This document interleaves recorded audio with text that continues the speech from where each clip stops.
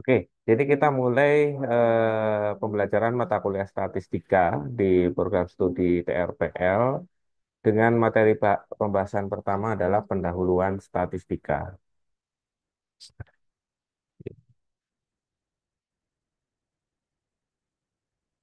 Oke, jadi ada beberapa pokok bahasan di materi pendahuluan ini.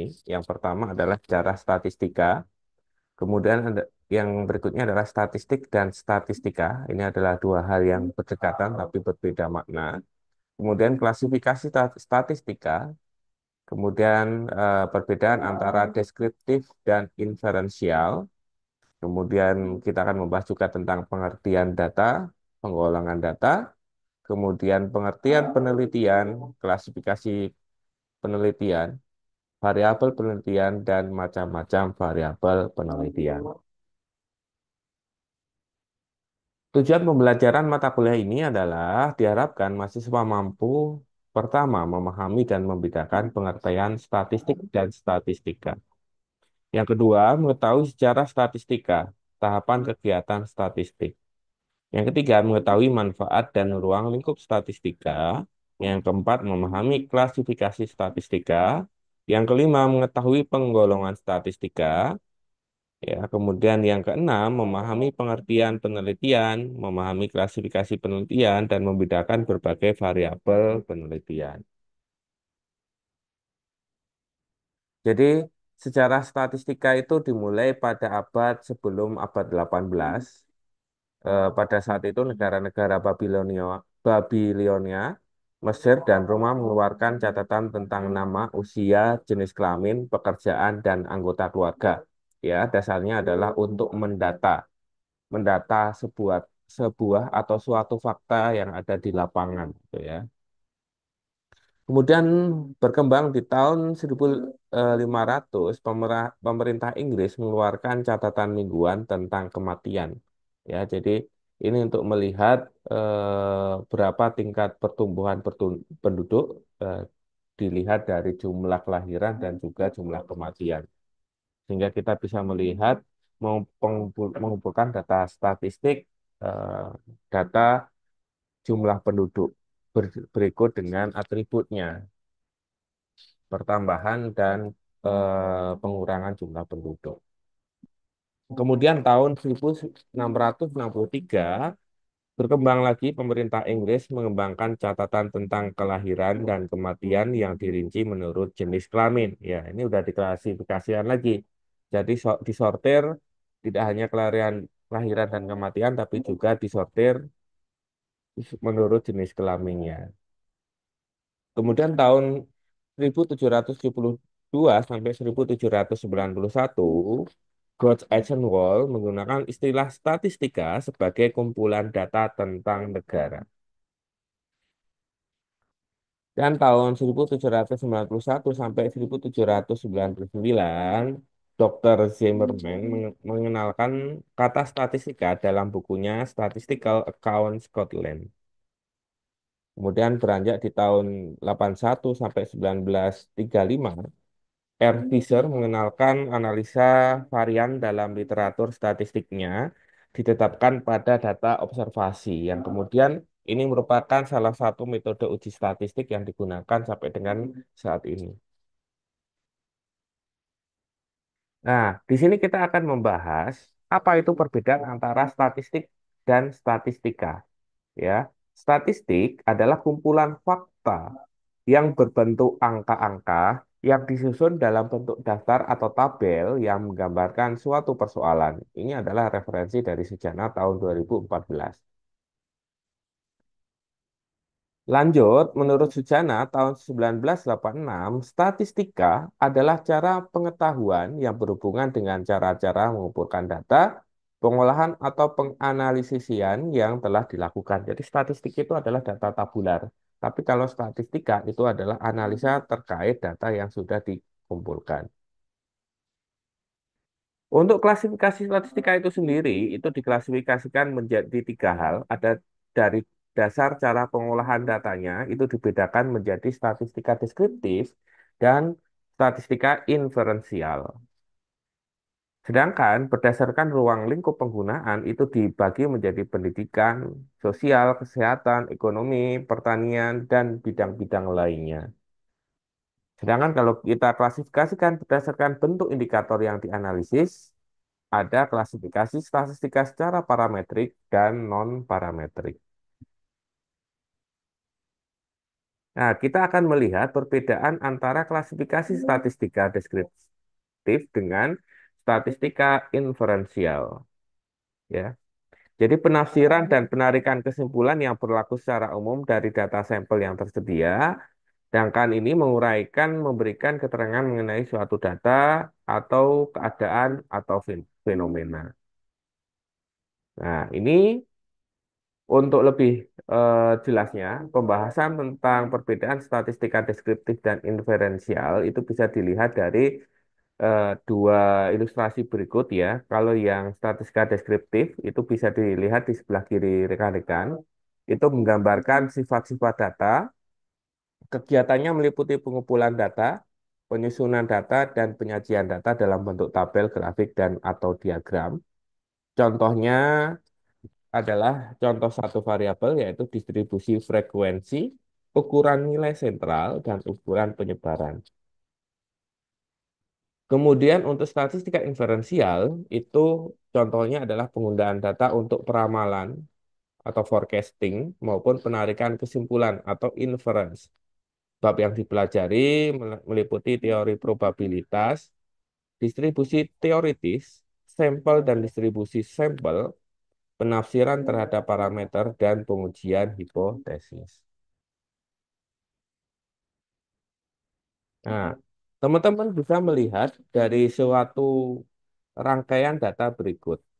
Data rata-rata curah hujan dalam satuan milimeter di 15 daerah pada bulan Oktober 2010 adalah sebagai berikut, dimulai dari 87, 37, 59, 49, dan seterusnya eh, sampai dengan 46.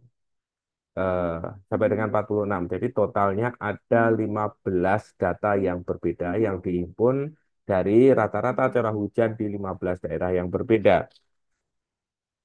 Kita akan melihat bagaimana perbedaan antara statistika deskriptif dan statistika inferensial.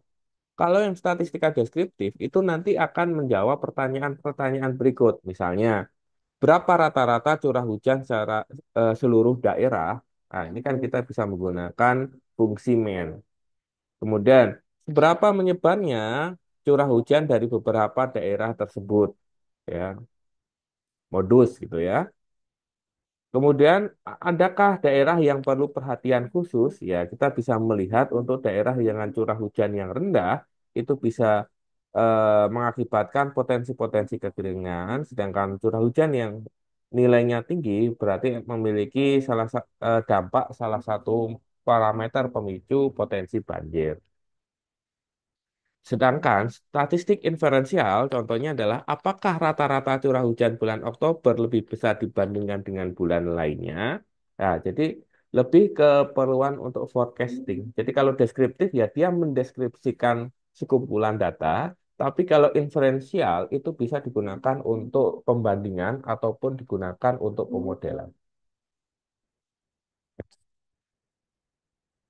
Contoh statistika deskriptif adalah data produksi rata-rata dari satu mesin adalah data deskriptif. Sedangkan untuk yang statistik inferensial, contohnya adalah apabila data rata-rata ini digunakan untuk menaksir atau estimate produksi rata-rata terhadap produksi rata-rata seluruh mesin atau rata-rata populasi, maka telah memasuki kegiatan statistik inferensial. Jadi ada analisis tambahan untuk melakukan penaksiran atau pemodelan data.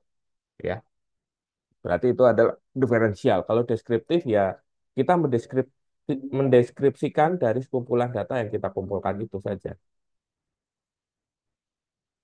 Membahas tentang data, data adalah kumpulan fakta yang merepresentasikan hal-hal yang terjadi dalam suatu organisasi. Sebelum diatur dan diorganisasikan menjadi bentuk yang mudah dimengerti dan digunakan oleh manusia. Jadi data itu adalah kumpulan fakta-fakta atau istilahnya bisa kita sebut sebagai raw material. Sedangkan informasi adalah hasil pengolahan data yang digunakan untuk suatu keperluan yang memberikan pengetahuan baru. Ya, jadi kalau data itu adalah sekumpulan fakta, tapi kalau informasi adalah hasil pengolahan dari data-data tersebut. Penggolongan data menurut sifatnya dibagi menjadi dua, yaitu data kualitatif dan data kuantitatif. Nah, ini udah sering teman-teman dengar ya. Kalau data kualitatif adalah data yang tidak berbentuk bilangan, di mana data ini berbentuk pernyataan verbal berupa simbol ataupun gambar. Contohnya adalah warna, ya, merah, hijau, biru, gitu ya. Jenis kelamin, pria dan wanita. Status perkawinan, kawin, lajang, cerai, dan lain sebagainya. Sedangkan data kuantitatif itu diturunkan dari bahasa Inggris quantity atau jumlah. Berarti ini adalah data berbentuk angka atau bilangan. Sedangkan data yang digolongkan menurut waktu pengumpulannya ada yang disebut data berkala dan ada data cross-section. Kalau data berkala adalah data yang terkumpul dari waktu ke waktu untuk memberikan gambaran perkembangan suatu hal. Contohnya data perkembangan harga 9 bahan pokok selama 10 bulan. Jadi ada Anda mau mengumpulkan data 9 bahan pokok mulai dari bulan pertama sampai dengan bulan ke-10. Kemudian kita bisa melihat tren tren data harga sembako tersebut dalam 10 bulan itu bagaimana. Sedangkan data cross-section adalah data yang terkumpul pada suatu waktu tertentu. Contohnya, data sensus penduduk tahun 2010, bisa ada juga contoh yang lain, data hasil ujian nasional SMA tahun 2011. Ya, jadi hanya satu epoch atau satu waktu pengambilan data.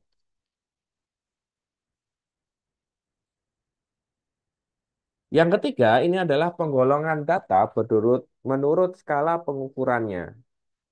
Ya, ini ada beberapa jenis nominal, ordinal, interval, dan rasio.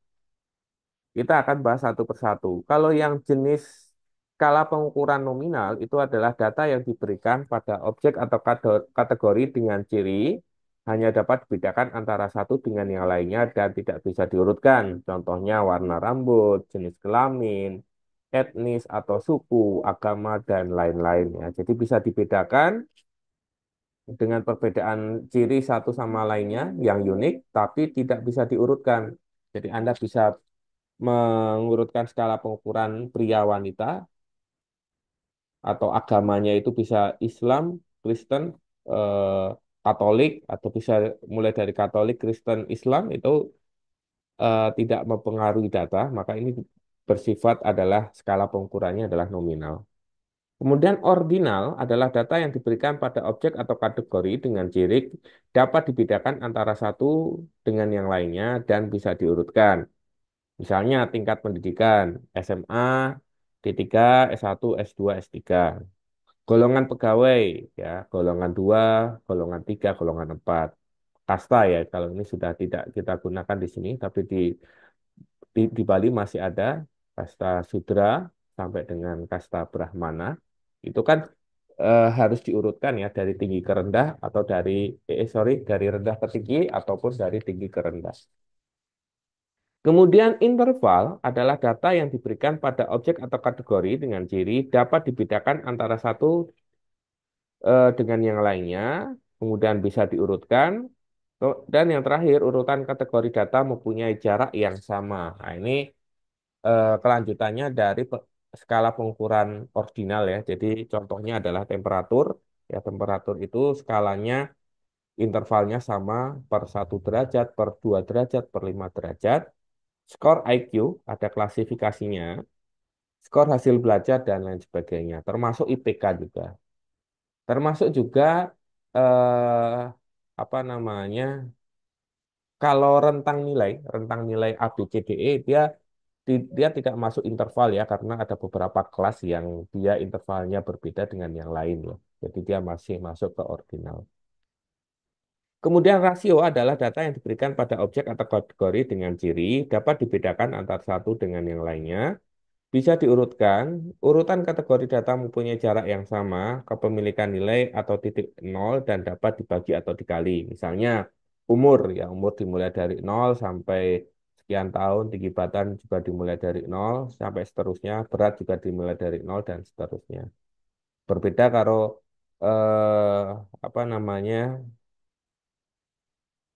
interval ya, kalau interval itu tidak tidak selalu dia dimulai dari nol. Jadi rasio itu bisa merupakan interval juga. Tapi interval belum tentu merupakan rasio.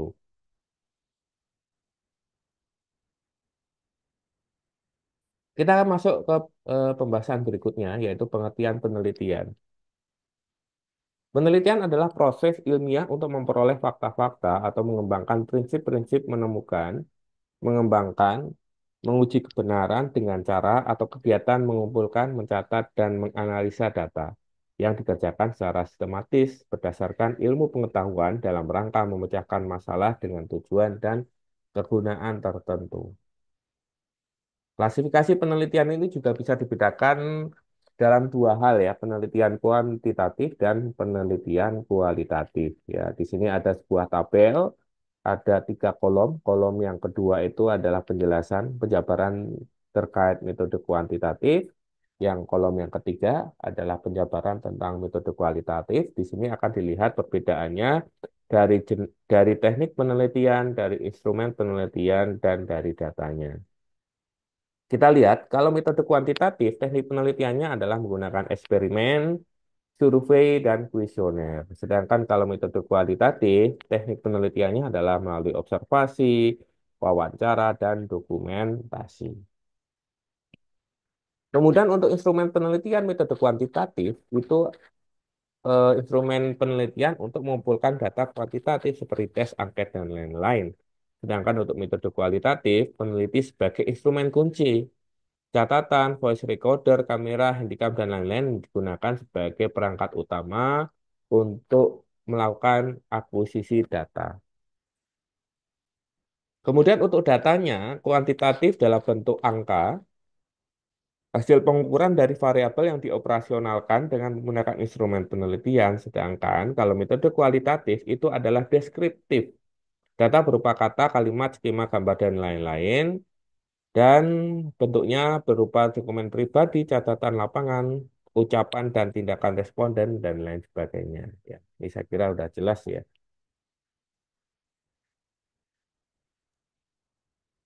Oke, sampai di sini kira-kira ada yang didiskusikan, silakan.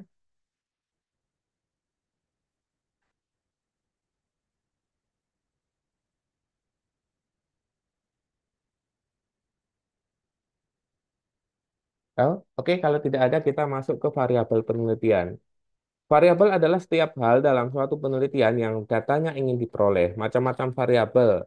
Yang pertama adalah variabel independen atau variabel bebas, ya Independence Day, berarti hari kebebasan atau hari kemerdekaan ya. Jadi variabel independen adalah variabel bebas. Adalah variabel yang mempengaruhi atau menjadi sebab perubahannya atau timbulnya variabel dependen. Ya, jadi ada variabel terikat.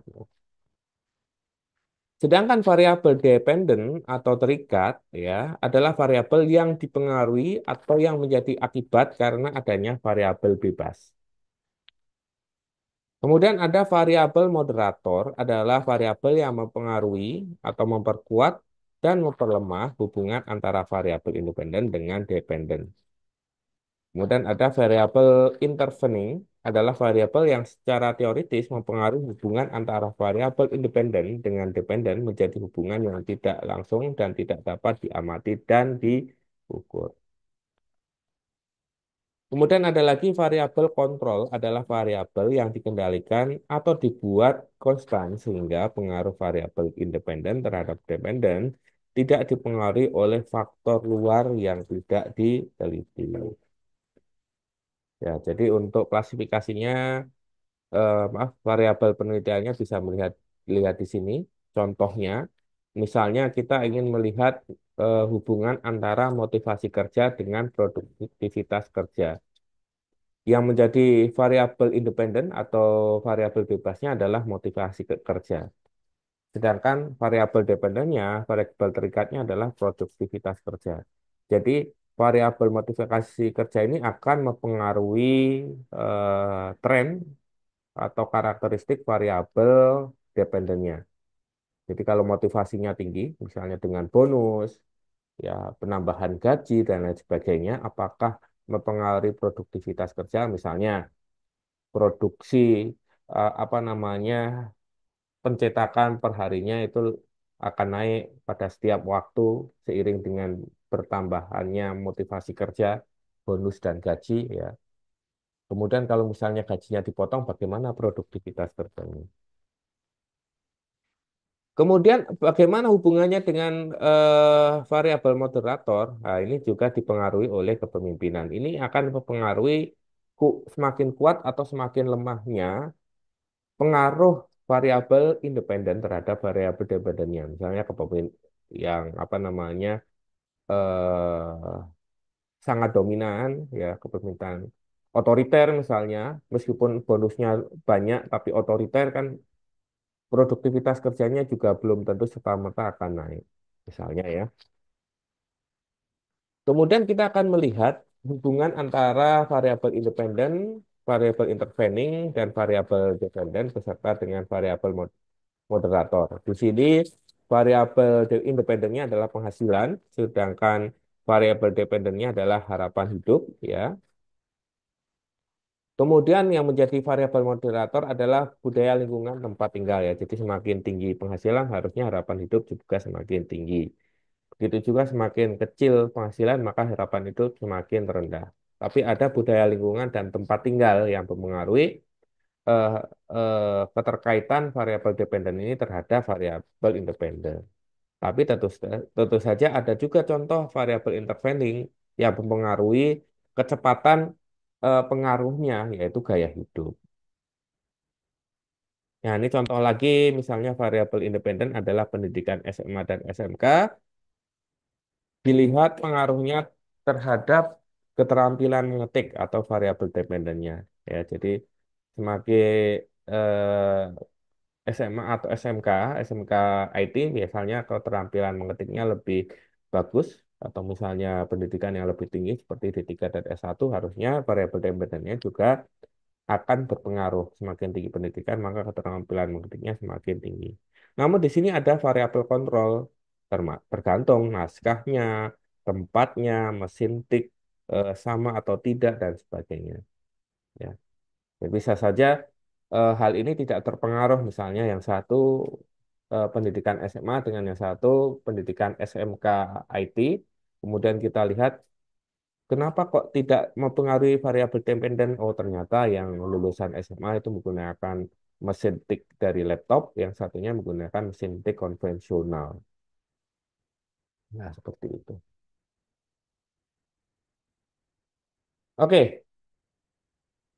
itu terkait variabel penelitian. Kenapa kita membahas penelitian? Karena nanti juga akan berkaitan dengan project based learning yang nantinya akan teman-teman kerjakan di semester ini. Jadi ini adalah peran statistika pada PBL rekan-rekan. Yang pertama adalah mengenai identifikasi pengguna produk.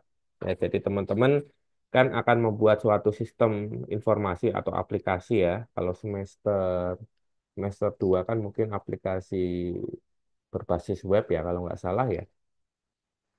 Nanti Anda bisa melakukan identifikasi pengguna produknya, kemudian siapa populasinya, ya. Kalau misalnya aplikasi apa namanya full card, ya full card, ya sekarang lagi rame ya full card itu kan kita udah jelas ya populasinya apa. Populasinya adalah pengendara kendaraan bermotor di Kota Batam misalnya. Kemudian berapa banyak sampel yang akan diambil dalam penentuan requirement produk, siapa saja sampelnya. Nah, ini nanti ada pembahasan di minggu kedua dan minggu ketiga. Bagaimana kita menentukan sampel dan ke siapa saja kita menentukan sampelnya. Kemudian berapa banyak sampel yang akan diambil dalam pengujian produk, siapa saja sampelnya, dan metode sampling apa yang digunakan. Mengapa menggunakan metode sampling tersebut ya. Jadi materi statistika yang nantinya kita bahas sampai dengan sebelum UTS atau ATS itu nantinya akan Anda gunakan sebagai dasar pengambilan keputusan yang rekan-rekan lakukan untuk di semester ini, ya. Mulai dari identifikasi pengguna sampai dengan penentuan jumlah sampel dan metode samplingnya. Itu baru bahasan terkait identifikasi pengguna produk. Yang kedua adalah pengumpulan requirement produk, meliputi ketika mengumpulkan requirement produknya, bagaimana caranya. Apakah studi literatur, apakah wawancara, apakah menyebarkan kuesioner. Nah, sekali lagi ini flashback dari apa yang tadi saya sampaikan. Proyek Anda ini sifatnya adalah proyek penelitian kuantitatif atau kualitatif, karena ini akan mempengaruhi dengan metode pengumpulan datanya. Kemudian di sini nanti Anda membuat instrumennya, kemudian sertakan hasil pengumpulan requirement produknya ya. Jadi ini dua tugas yang harus teman-teman kerjakan sebelum ATS. Nah, setelah ATS, Anda fokusnya ke pengujian produk dan analisis hasil pengujian. Meliputi ketika menguji produk yang sudah jadi, hal apa yang diuji, bagaimana caranya, apakah wawancara, apakah menggunakan kuesioner, dan lain-lain. Sertakan instrumennya dan sertakan hasil pengujian produknya. Kemudian yang terakhir, analisis hasil pengujian pada bagian sebelumnya telah dilakukan pengujian produk yang sudah jadi dan juga telah ada hasilnya. Maka pada bagian analisis hasil pengujian itu kita lakukan analisis hasilnya secara deskriptif. Misalnya kita hitung meannya, modusnya, mediannya, kuartilkah, atau hal-hal yang lain yang bisa dikaitkan dengan project based learning yang rekan-rekan kerjakan. Oke, jadi itu gambaran awal kita terkait mata kuliah statistika di semester 2 ini dan bagaimana kaitannya antara statistika ini di PBL. Jadi seluruhnya itu saling beririsan ya dan berkaitan terkait PBL yang Anda kerjakan. Oke, sampai di sini kira-kira ada yang ditanyakan, silakan.